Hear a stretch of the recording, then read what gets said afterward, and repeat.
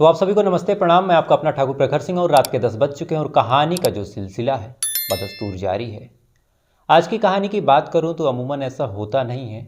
आमतौर पे पिछले 20-30 कहानियों से मैंने एक चीज़ शुरू की थी कि कोई भी कहानी होगी ऐसी ही कहानी सुनाऊंगा जो महज 2-4 दिन पुरानी हो। पूरा प्रयास यही रहता कि एक दिन पुरानी ही कहानी सुनाऊं, लेकिन इसके विपरीत आज की जो कहानी है ये कहानी आज से 1 से 1.5 साल पुरानी है। इसके बावजूद इस कहानी को सुनाने का जो मेन मोटिव है कि इस कहानी का जो फैसला है यानी कि जो जजमेंट होता है कोर्ट का, इस मामले में जो कुछ हुआ, मामला कोर्ट में गया, कोर्ट ने अपना फैसला जो दिया, ये फैसला 16 मार्च साल 2023 को आया। यानी आज से 6 दिन पहले 6 दिन पहले 16 तारीख को शाम को फैसला आया। 17 तारीख तक ये मामला थोड़ा सा बाहर निकला। 18 तारीख तक ये मामला फिर से तूल पकड़ा, मामले को हवा मिली। अब चूंकि 19-20 को मैंने कहानी सोच ली थी कि कौन सी सुनानी है, तो इस कहानी को लिस्ट में मैंने रखा था। आज मौका मिला तो सोचा आज आपको सुना दूं। आज की कहानी मध्य प्रदेश की है।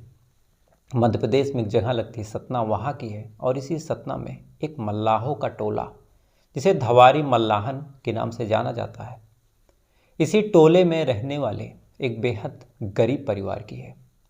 और सच में जो कहा जाता है कि गरीबी एक श्राप है, किसी को गरीबी अगर है, उसके पास पैसे नहीं है, तो शायद ये श्राप उसको पूरी ज़िंदगी खाता है और मरने के बाद भी खाता है। और आज की कहानी इस बात का एक जीता जागता नमूना है। कहानी इसी मोहल्ले में रहने वाले एक परिवार के मुखिया राम नरेश केवट, उनकी पत्नी रुक्मिना केवट और उनके 4 बच्चों की है। 4 बच्चों में एक बिटिया जिसका नाम भानु केवट था, वो बड़ी होनहार। अब भानु बड़ी होनहार, पढ़ने लिखने में अच्छी। पूरे परिवार को लगता है कि ये पढ़ लिख के आगे जाएगी, परिवार की गरीबी दूर करेगी। जो ज़िंदगी शायद हम लोग देखे नहीं थे, ये जाएगी, उस ज़िंदगी को देखेगी। लेकिन अब पढ़ाना था तो पढ़ाने के लिए पैसे चाहिए थे। राम नरेश केवट फर्नीचर की दुकान पे जाते हैं काम करने के लिए। वहाँ पे बढ़ई का काम करते हैं। जो कुछ पैसे मिलते हैं उससे अपना खर्चा, अपने घर का खर्चा, अपने बच्चों का खर्चा उसको बखूबी निभाते हैं। लेकिन जैसे जैसे बच्चे बड़े होते हैं और इसी बीच एक बेटी की शादी लग जाती है और दूसरे जो भानु थी वो पढ़ने लिखने की बेहद शौकीन। मान लो जैसे तैसे करके हाई स्कूल का एग्ज़ाम दिलवाया, इंटर का एग्ज़ाम दिलवाया। उसके बाद अब भानु ने कहा कि उसे जो है एलएलबी करना है, एलएलबी करके वकालत करनी है। अब वकालत किसी जगह से करने के लिए ठीक ठाक पैसे चाहिए। मान लो जैसे तैसे करके पिता ने कहा कि ठीक है बेटा जाओ पढ़ो, जो कुछ पैसे लगेंगे मैं तुम्हें दूंगा। भानु जाती है, एडमिशन लेती है। एडमिशन लेने के बाद अपनी पढ़ाई शुरू करती है। लेकिन अब जैसे जैसे वक्त गुजरता जा रहा था, बच्चे बड़े होते जा रहे थे, महंगाई भी बढ़ती जा रही थी, तो जो परिवार का खर्चा है वो कहीं ना कहीं मुश्किल हो रहा था। अब भानु को भी अपनी पढ़ाई के लिए, कभी प्रोजेक्ट के लिए, कभी किसी और चीज़ के लिए, कभी कॉपी के लिए, कभी किताब के लिए, कलम खरीदने के लिए आए दिन पैसे अपने पिता से मांगने पड़ते थे। अब भानु बेहद स्वाभिमानी थी, उसे पैसे मांगने भी अच्छे नहीं लग रहे थे। तब भानु के दिमाग में आता कि क्यों ना कहीं पे नौकरी वगैरह कर लिया जाए। अब एक लड़की जिसे पढ़ाई भी करनी है, पढ़ाई के प्रति बेहद सीरियस है, नौकरी भी करनी है, तो अब नौकरी ऐसी ही जगह करनी थी जहाँ से उसकी पढ़ाई में भी सपोर्ट हो जाए, कुछ पैसे भी मिल जाए और दोनों चीज़ में एक ऐसा बैलेंस बने कि जो भानु है उसे किसी एक को चुनना ना पड़े। लिहाजा भानु जो है नौकरी की तलाश में अपने उसी मोहल्ले के आसपास, अपने उस जगह के आसपास घूमती है। किसी दुकान पे जाती है, पूछती है कि कोई काम धंधा हो तो बताइए। किसी और जगह जाती है तो पूछती है कोई काम धंधा हो तो बताइए। लेकिन अब एक लड़की लगभग 22-23 साल जिसकी उम्र हो, उसको या तो गांव के माहौल में ना तो कोई अपनी दुकान पे ऐसे काम पे रखना चाह रहा था कि कल को कोई लांछन लग जाए, कल को कोई और बात हो जाए। भानु भी किसी ऐसी दुकान पे जाना नहीं चाह रही थी जहां उसकी अस्मिता, उसके गौरव के साथ छेड़खानी हो, जहां उसकी उस पढ़ाई लिखाई के खिलाफ काम करना पड़े। लिहाजा भानु भी कोई सम्मानित जगह काम चाहती थी। ये कपड़ों की दुकान पे जाती है कि मैं आपके काउंटर को संभाल लूँगी, कभी किसी और जगह पे जाती है। और इसी बीच ये पहुंच जाती है एक फैमिली डेंटल केयर, जिसके मालिक यानी जो इसके संचालक थे डॉक्टर आशुतोष त्रिपाठी। इनकी दुकान पे जाती है। जाने के बाद कहती है कि सर आप अच्छे भले डॉक्टर हैं, ठीक ठाक आपकी दुकान चलती है, तो अगर संभव हो तो अगर कोई जगह खाली हो तो मुझे नौकरी दे दीजिए। ज़्यादा पैसे नहीं चाहिए, बस इतना हो कि पढ़ाई लिखाई में जो कुछ पैसे माँ बाप से डेली मांगने पड़ते हैं वो पैसे ना मांगने पड़े। अपना खर्चा, अपने मोबाइल का खर्चा, अपने कापी कलम का खर्चा अगर वही निकल जाए तो बहुत बड़ी बात है। लिहाजा अगर हो तो दे दीजिए, नहीं तो कोई बात ही नहीं। अब डॉक्टर आशुतोष जो है इसको देखते हैं। देखने के बाद पूछते हैं, सामने बैठाते हैं, कहते हैं कि कितनी पढ़ी लिखी हो। ये अपनी पढ़ाई बताती है कि इतने अच्छे नंबर मेरे थे हाई स्कूल में, इतने अच्छे नंबर मेरे इंटर में थे, आगे की पढ़ाई में बड़े लगन से कर रही हूँ। डॉक्टर आशुतोष पूछते हैं कि इंग्लिश वगैरह आती है कि नहीं। ये कहती है कि हाँ इंग्लिश आती है। फिर थोड़ी बहुत एग्जामिनेशन करते हैं, पूछते हैं 2-4 सवाल। अब लड़की पढ़ने में तेज़ थी तो फर्राटा बताती है, सारे सवालों के जवाब देती है। अब डॉक्टर आशुतोष को भी लगता है कि चलो लड़की ठीक है, पढ़ने लिखने में अच्छी है, वैसे भी मुझे दिक्कत होती है, अकेले पर्चा बनाना, अकेले नंबर लगवाना, सारी चीज़ करना, बहुत बड़ी दुकान है नहीं। तो लड़की रहेगी, कम से कम काउंटर संभालेगी, रिसेप्शनिस्ट का काम करेगी, एज असिस्टेंट भी रहेगी, कोई पर्चा होगा, कोई फाइल होगी, कोई दवा वगैरह जो मुझे लिखनी होगी बाकायदा खड़ी रहेगी। अब इसकी ज़्यादा पैसे की डिमांड भी नहीं है तो देने में ज़्यादा दिक्कत है नहीं। लिहाजा एक काम करते हैं, इस लड़की को नौकरी पे रख ही लेते हैं। डॉक्टर आशुतोष ये बात सोचते हैं, सोचने के बाद इसको कहते हैं भानु को कि ठीक है बेटा, कल से आओ, ज्वाइन करो, अच्छे से काम करना, तुम्हें 3,000 रुपये शुरुआती मिलेंगे। अब भानु जहाँ जिसके पास 5 पैसे का जुगाड़ ना हो, सामने से बगल में ही घर से थोड़ी दूर पे 3,000 रुपये का एक नौकरी मिलती है।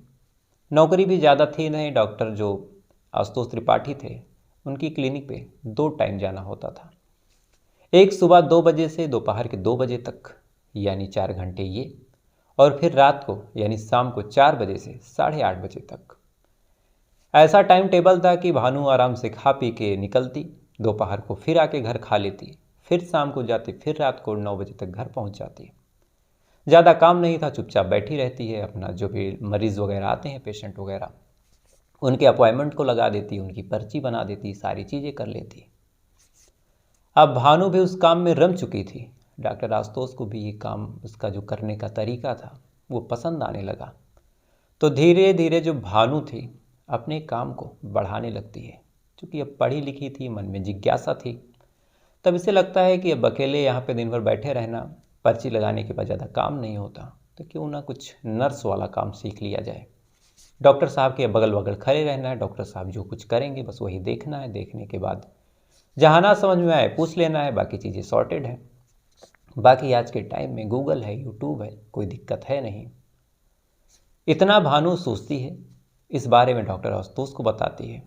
बहरहाल शुरुआत में डरते सहमते बताती है कि डॉक्टर साहब पता नहीं उनको अच्छा लगे बुरा लगे, उन्हें यह ना लगे कि मैं लालच में पड़ रही हूँ, कोई और बात दिमाग में आ जाए।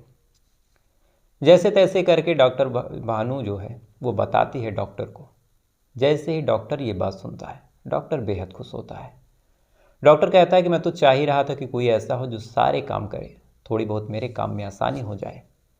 ठीक है, कल से तुम रिसेप्शन भी संभालो, जो भी पेशेंट आएंगे उनकी एंट्री वगैरह करना, उनके अपॉइंटमेंट्स लगा देना, और जब मैं चेकअप करता रहूं तो मेरे बगल खड़ी रहना, जो कुछ होगा तुम देखती रहना, तुम भी कुछ सीख जाओगी। हो सकता है आने वाले टाइम में बहुत डिग्री की ज़रूरत है नहीं, गांव वगैरह में तो खोल ही सकती हो, बाकायदा तुम भी खोलोगी, 4 पैसे कमाओगी।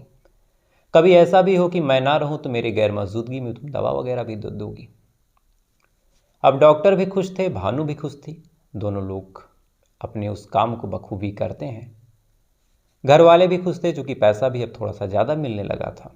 भानु भी धीरे धीरे, घर वालों को उम्मीद थी कि अब ये डॉक्टर बन जाएगी, परिवार का नाम रोशन करेगी। सारी चीज़ें बिल्कुल ठीक ठाक चलती हैं। इसी बीच साल 2021 बीतने वाला होता है। 18 दिसंबर, और यही तारीख आती है 18 दिसंबर साल 2021 को रात के 9 बज जाते हैं और भानु लौट के नहीं आती।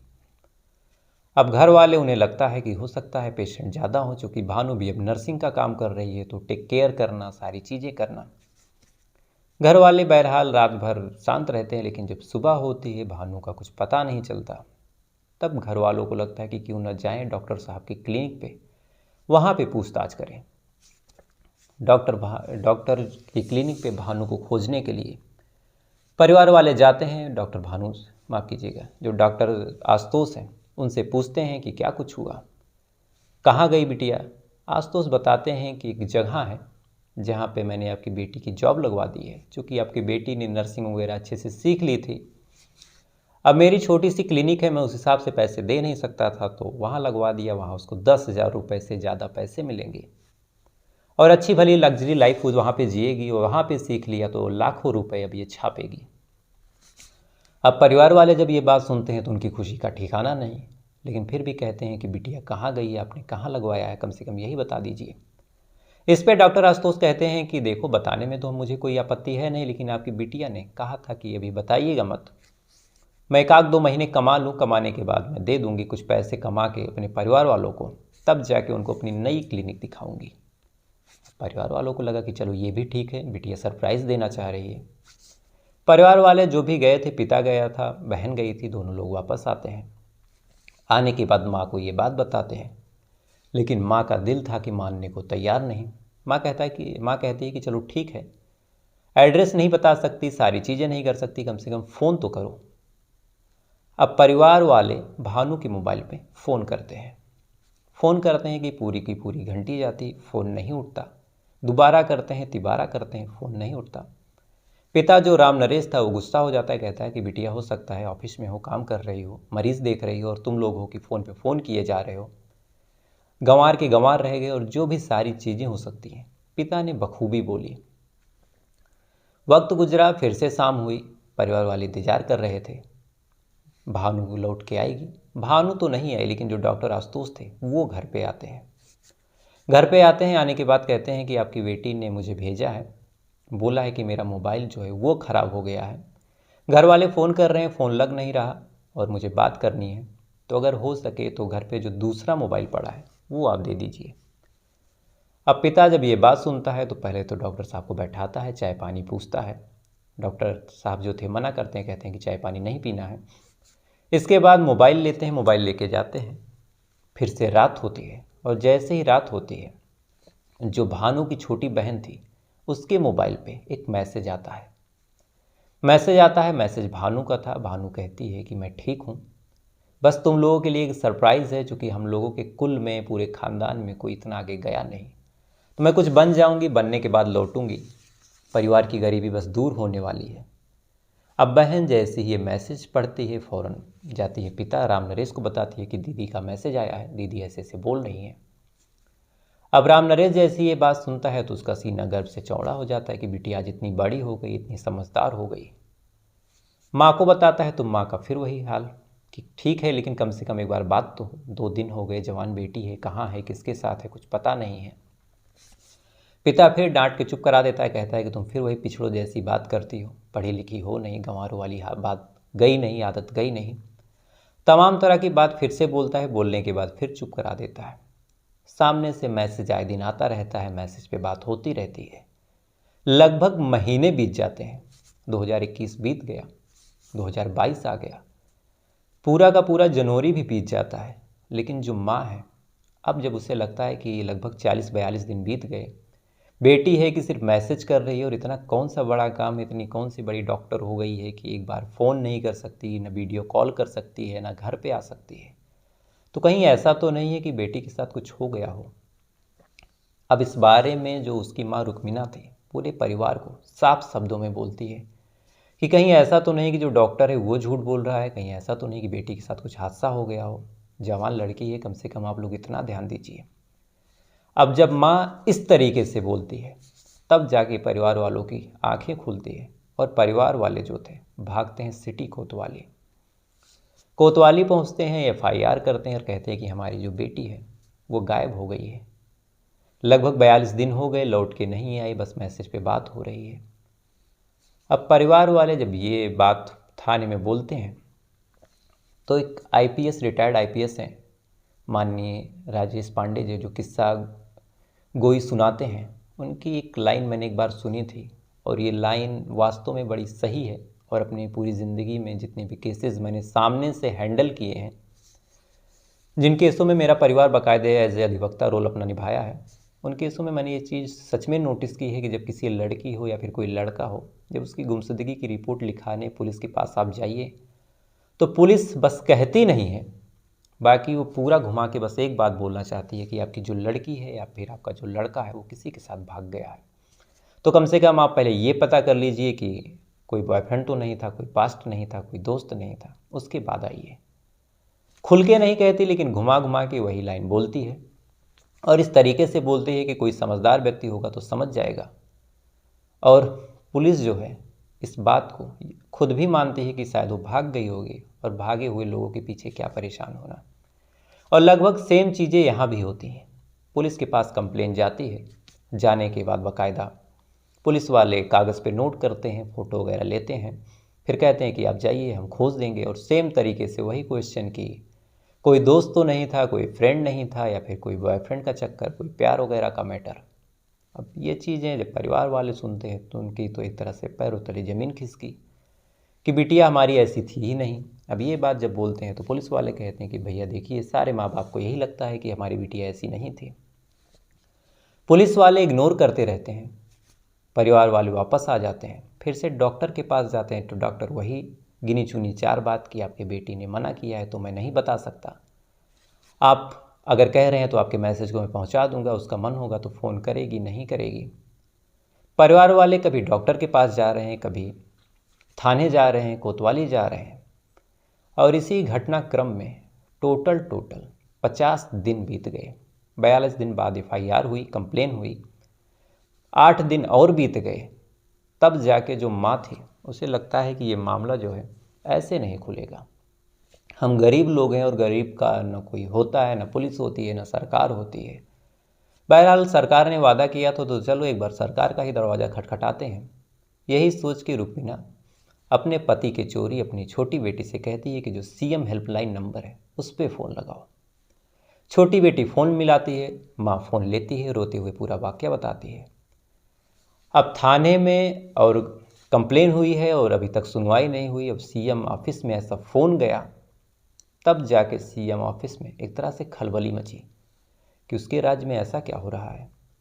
CM ऑफिस से डायरेक्ट उस थाने को तलब किया जाता है, जो कोतवाल थे उनको सारी बात बताई जाती है और कहा जाता है कि फ़ौरन इस मामले को सुलझाइए, नहीं तो अगर ये मामला हाई प्रोफाइल हुआ तो तुम सबकी नौकरी जो है वो खतरे में आ जाएगी। अब ये बात जैसे ही ऊपर फ़ोन आता है, फ़ौरन जो अर्चना द्विवेदी हैं, एक सीनियर पुलिस अधिकारी हैं वहाँ की, बेहद तेज तर्रार भी हैं, ज़्यादा इनसे मेरा संबंध तो नहीं हो पाया, लेकिन जितनी भी जानकारी है, जितनी भी औपचारिक मुलाकात हुई उस हिसाब से बेहद तेज तर्रार है। तब उन्होंने इस मामले को अपने हाथ में लिया। उसके बाद पूरे घटनाक्रम के बारे में जानकारी ली। जानकारी लेने के बाद फिर बाकायदा जाती हैं उन डॉक्टर साहब के पास, उनसे पूछती हैं। डॉक्टर साहब वही रटी रटाई कहानी फिर से सुनाते हैं, लेकिन अब पुलिस वालों के सामने और परिवार वालों के सामने बताने में कहीं ना कहीं कॉन्फिडेंस का अंतर आ जाता है।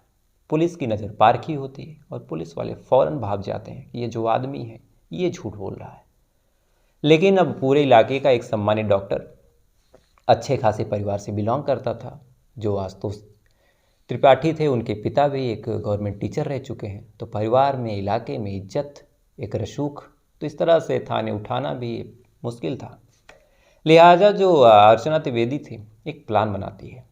प्लान बनाने के साथ इनके फ़ोन करती हैं 2 दिन बाद 20 फरवरी को, और कहती हैं कि आप थाने आ जाइए, कुछ महज पूछताछ करनी है, थोड़ी सी शंका परिवार वालों को आप पे है, हम पूछताछ करेंगे, पूछताछ करके आपको भेज देंगे, मामला रफा दफा हो जाएगा।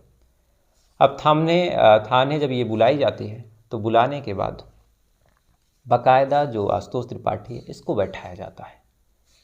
आशुतोष बैठा है, बगल में 5 और मुजरिम हैं। मुजरिमों के पास इसको बैठा के इसको कुछ नहीं कहा जाता, बस उन मुजरिमों से, जो और कोई चोर था, कोई चेन स्नैचिंग में पकड़ा गया था, कोई छेड़खानी के आरोप में आया था, कोई इंजन मोटर खोलने के इल्ज़ाम में पकड़ा गया था, उन सब से पुलिस जो है अपने पुलिसी अंदाज में पूछताछ कर रही है। किसी के ऊपर पट्टे पड़ रहे हैं, किसी के ऊपर बेल्ट पड़ रही है, और जो आशुतोष है इनको बताया जा रहा है कि बस आप 10 मिनट रुकिए, आपका भी नंबर आ रहा है। अब डॉक्टर जब सामने ऐसा मंजर देखता है तो एक तरह से उसकी रूह कांप गई, और 2-4 फटके जब सामने वालों को पड़े तो डॉक्टर आशुतोष की आंखों में आंसू आ गए। अब आंख में आंसू लिए ये चुपचाप बैठा है। अब जो अर्चना त्रिवेदी है मंद मंद मुस्कुरा रही हैं, उन्हें पता चल गया था कि वे सच्चाई बोलेगा। इसी बीच अर्चना कहती हैं कि काम करो, सबको छोड़ो, इसकी बारी लगाओ। और जैसी अर्चना बोली, ये चुपचाप से अचानक से उठता है, भागते हुए अर्चना जी के पैर पकड़ता है और कहता है कि साहब मारिए मत, मैं सारी बात बता रहा हूँ। अब अर्चना कहती है, अरे डॉक्टर साहब उठिए, सामने बैठिए, इत्मीनान से, आप सम्मानित लोग हैं, पैर मत पकड़िए, बैठिए, बताइए जो कुछ कहानी है, और उम्मीद है आप सही बताएंगे। अब डॉक्टर साहब सामने बैठे हैं, अर्चना द्विवेदी जी सुन रही हैं और ये अपनी पूरी कहानी बताता है। दरअसल इस कहानी के हिसाब से जो भानु थी, जब आई थी वहाँ पे उसके क्लिनिक पे, तो भानु देखने में बेहद खूबसूरत। आशुतोष भी अभी सिंगल था, कुंवारा था। आशुतोष देखता है, देखने के बाद भानु की तरफ अट्रैक्ट होता है, और जो फेवर और जो सारी चीज़ें भानु को कर रहा था, महज उसकी खूबसूरती की वजह से कर रहा था। अब इतना पक्ष लेता है, जो भी भानु कहती वही सही मानता, कहता कि यही सही है, जो तुम्हारा मन वो करो, ये पूरी दुकान तुम्हारी है, पूरा डिस्पेंसरी तुम्हारी है, सारी चीज़ें, पूरा सामान तुम यूज करो। तो भानु को भी लगता है कि आशुतोष दिल का देखो कितना अच्छा है। ऐसे लोग आज के टाइम में मिलते कहाँ हैं? पैसा तो है लेकिन पैसे का घमंड नहीं है, दिल का साफ है, नेचर का अच्छा है। भानु भी आशुतोष की तरफ अट्रैक्ट होती है। आशुतोष भी भानु के प्यार में पड़ा ही था, अपने प्रेम जाल में उसे फंसाना ही चाह रहा था।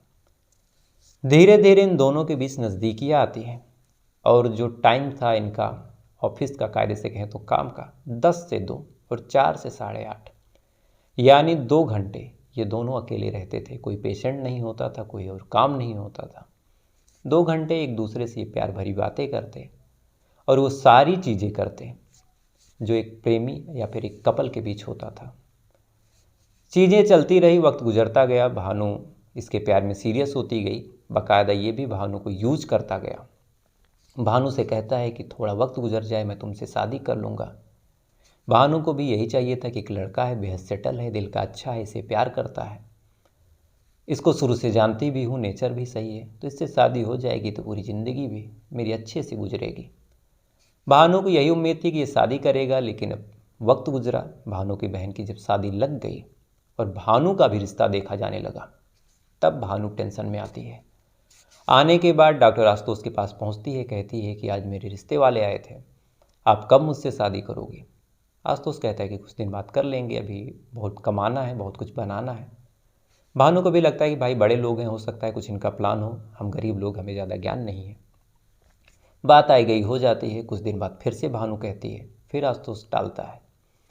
फिर कुछ दिन बाद भानु कहती है, फिर आशुतोष टालता है। और जितनी बार ये टाल रहा था, भानु को भी कहीं ना कहीं अब इसके ऊपर डाउट हो रहा था। भानु को भी लग चुका था कि ये जो आदमी है, ये मुझे बस as a sex doll use किया है। हालांकि किसी के बारे में ऐसा बोलना अनुचित है, लेकिन जो भानु की थिंकिंग उस टाइम आई थी, जो कुछ स्टेटमेंट उसने दिया, उस हिसाब से भानु ने सेम चीज़ सोची थी। और यही सेम चीज़ आशुतोष से उसने बोली कि जब तुमको मुझसे शादी नहीं करनी थी, तो तुमने महज मेरा यूज़ किया है, मेरा शोषण किया है, और इस बारे में मैं जाऊंगी, पूरे इलाके को बताऊंगी, अपने घर बताऊंगी, तुम्हारे खिलाफ कंप्लेन करूंगी। 18 दिसंबर की ये तारीख थी। भानु इतना कहते हुए वहाँ से निकलती है। पीछे से ये उसका दुपट्टा पकड़ता है, पकड़ने के बाद खींचता है। भानु फर्श पे गिरती है, उसका जो सर था फर्श से टकराता है। अब आमतौर पे जो पिछला हिस्सा होता है सर का, वो बेहद नाजुक होता है। कायदे से अगर एक कंकड़ भी तेज से लग जाए तो आदमी की मौत हो सकती है। भानु गिरती है, गिरने के बाद बेहोश होती है। अब भानु बेहोश है, अब इसको लगता है कि अब ये मामला बाहर गया तो हम फंस जाएंगे। इज्जत का भी डर था, सोसाइटी का भी डर था, बाकी प्रोफेशन का भी डर था। लिहाजा उसी समय ये उसी के दुपट्टे से उसका गला घोंट देता है। गला घोंटता है, गला घोंट की हत्या कर देता है। लेकिन अब बीच चौराहे के पास इसकी दुकान, और जिस हिसाब से मैंने इसकी दुकान जब देखी, तो दुकान के जस्ट बगल में इसकी एक छोटी सी, वही शटर वाली जैसे गांव में होती है, सेम तरीके से दुकान है। नीले कलर का बोर्ड लगा था, बहुत बड़ा कोई बोर्ड वोर्ड था नहीं। बगल में और भी दुकानें हैं, बाउंड्री सेम है, और उसके बगल में एक पतली सी, लगभग 1 से 1.5 मीटर चौड़ा एक गलियारा गया है, और उसके बगल एक रैन बसेरा। अब ये चीज़ जब वो जानता है कि बीच चौराहा है, ऐसे लाश ठिकाने नहीं लगाई जा सकती, तो उस लाश को बाकायदा मोड़ता है। मोड़ने के बाद जो इसका काउंटर था, यानी जैसे मेरे सामने जो मेज़ है, ठीक उसी हिसाब से जो इसके सामने मेज़ होती थी, उसी मेज में उस लाश को ये छुपा देता है। लाश को छुपाता है, छुपाने के बाद बाकायदा ये अपने पेशेंट्स को देखता है, फिर जाता है अपनी दुकान बंद करता है, घर जाता है। जाने के बाद फिर से सोचता है कि अब क्या किया जाए, क्या किया जाए। फिर वापस डिस्पेंसरी आता है, फिर देखता है कि ये जो पतला सा गलियारा है, लगभग 1.5 मीटर चौड़ा गलियारा है, बगल में रैन बसेरा, इस साइड इसकी दुकान। तो अगर इस गलियारे में गड्ढा खोद के दफन कर दिया जाए तो शायद लोगों की ज़्यादा निगाह भी नहीं पड़ेगी और मामला रफा दफा हो जाएगा। फिर से पूरे के पूरे दिन ये उस लाश के साथ अपने मरीजों को देखता है, लाश वहीं बंधी पड़ी है। अगले दिन फिर ये जाता है, मजदूर बुलाता है, गड्ढा खुदवाता है। खुदवाते टाइम जब कुछ लोग आते हैं आसपास के कि डॉक्टर साहब क्या कर रहे हैं, तो बड़ा सही दिमाग लगाता है। कहता है कि ये जो रैन बसेरा है, इसके पानी की वजह से, जो इसका टॉयलेट का पानी है, इस वजह से मेरे दुकान में सीलन लग रही है। तो आप लोग एक काम कीजिए, कुछ आप लोग भी चंदा वगैरह दे दीजिए जिससे अच्छे से इसको बनवा दिया जाए। अब चंदे का नाम सुनते ही सारे लोग वहाँ से 9 2 11 हो जाते हैं और आसपास के और लोगों को बताते हैं कि वहाँ मत जाना, नहीं तो वो चंदा लेगा। और यही ये चाह भी रहा था कि कोई आए ना। बाकायदा ये गड्ढा खोदता है, मज़दूरों से खुदवाता है, खुदवाने के बाद उनको पैसे दे के भेज देता है। फिर ये मार्केट जाता है, नमक की बोरियां लेके आता है। अब सारे लोग इसको महज दूर से देख रहे थे, इससे खुद नज़र बचा रहे थे। और जिस हिसाब से जो लोकेशन थी, लोकेशन को अगर आप, वैसे तो अलाउ नहीं है इसलिए मैं आपको दिखा नहीं सकता, तो उस लोकेशन पे अगर आप सामने से ना खड़े हों तो आपको कुछ दिखेगा नहीं कि वहाँ पे हो क्या रहा। ये शाम होने का इंतज़ार करता है, इंतज़ार करने के बाद लाश को उस गड्ढे में डालता है। डालने के बाद उसके ऊपर नमक की बोरियां डाल देता है। फिर थोड़ी दूर जाता है और देखता है कि मरा हुआ कुत्ता पड़ा है, उस कुत्ते को भी लाता है, वो भी डाल देता है। यानी अगर कभी बदबू की वजह से ये मामला खुले भी और गड्ढा कभी खोदा जाए तो आदमी पहले कुत्ता देखेगा और सबको लगेगा कि महज कुत्ता दफन है और ये मामला कभी खुले ना। तो नीचे लाश पड़ी है, उसके ऊपर नमक का एक मोटा लेयर, उसके ऊपर फिर मिट्टी और मिट्टी के ऊपर एक मरा कुत्ता दफन कर देता है। इतना करने के बाद फिर सारे सबूत, सारी चीज़ें मिटा देता है। उसके बाद बाकी की ज़िंदगी जैसे जी रहा था वैसे ही जीता है। अब अर्चना द्विवेदी जब ये मामला सुनती हैं फ़ौरन जाती हैं उस क्राइम सीन पे, खोदती हैं तो सच में एक मरा कुत्ता मिलता है। कुत्ता मिलने के बाद फिर से खोदती हैं तो बाकी बॉडी मिलती है। बॉडी भी नमक की वजह से बिल्कुल कंकाल बन चुकी थी। अब उस बॉडी को शिनाख्त करने का, पहचान करने का और कोई रास्ता नहीं था। फिर उसका डीएनए सैंपल लिया जाता है, बाकी परिवार वालों का डीएनए सैंपल होता है। उसके बाद डीएनए सैंपल मैच होता है, मामला कोर्ट में जाता है और 1 साल तक, मोटा मोटी देखा जाए तो 20 तारीख को ये मामला खुला था। पोस्टमार्टम रिपोर्ट, पंचनामा और चार्जशीट बनने में 5-6 दिन का वक्त लगा होगा। इतना होने के बाद फिर लगभग मान के चलिए कि मार्च महीने में मामला एक कोर्ट में गया होगा और फिर से मार्च है तो 1 साल के अंदर मामला कोर्ट में गया और 1 साल के अंदर जब फैसला आया तो फैसला जिस जज ने दिया, उनका नाम माननीय जज जो मुख्य न्यायाधीश थे उस कोर्ट के, गुरु, उन्होंने डॉक्टर आशुतोष को 2000 रुपये जुर्माना लगाते हुए उम्र कैद की सज़ा सुना दी। अब 2000 जुर्माना प्लस उम्र कैद की सज़ा।